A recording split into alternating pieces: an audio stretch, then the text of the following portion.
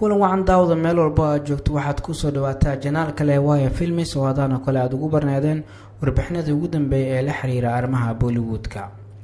Haddaba muuqaalkan maanta waxaan kusoo qaadanaynaa filmada Bollywoodka ee lagu soo bandhigay wanaaga aabaha marka laga hadlayo sida ay saashada ugu soo wada muuqdeen wanaaga ka dhaxaya iyo mustaqbalka fiican oo u dooray filmkaas gudihiisa.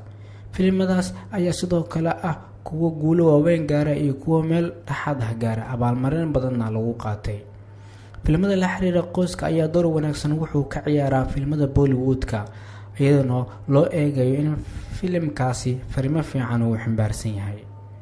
Aan isla aragno filmadaas lagu soo bandhigay wanaaga aabaha. Filmka koowaad waa Taabad.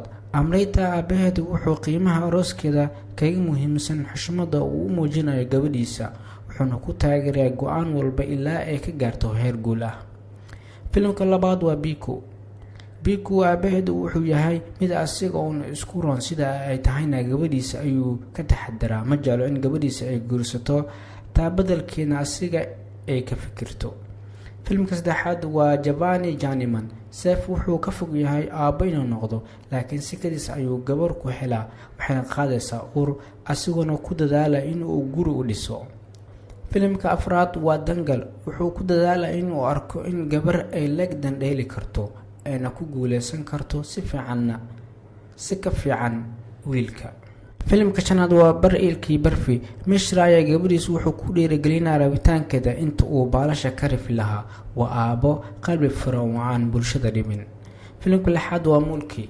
Murad Ali Khan waa aabbo degan oo xanuunkiisa la wadaagayo gabadha uu sodohda u yahay waana aabbo aan kala xishoonin in gabadhiisa ay haween kala caawiso. Filmka toddobaad waa Crazy Medium. Jambak waa qof xoogaa nafsadiisa jecel bilowgii sidoo kalena jecel gabadhiisa oo riyadeeda ay tahay in London aad u rumeynayo sidoo kalena halkaas ay wax ka soo barato. Filmka sideedaad waa Badayo. Jitandra ma rabin inuu caruur saddex dhalo wuxuu xaaskiisa ku raacaya oo ku taageeraya in caruur saddexaad ay dhalaan wuxuuna labadiisa wiil iyo hooyadiis ku qancinaa go'aankiisa. Filmka ugu dambeeya ee sagaalaad waa Javani Hai Divani. Bani aabihiisa waa aabbo raba kuna raaxaysanaya inuu maqlo go'aanka wiilkiisa. Wuu jecel yahay wiilkiisa laakiin jecelkaas marnaba uma ogolaan in wiilkiisa ay reeriisa ka hor istaagto.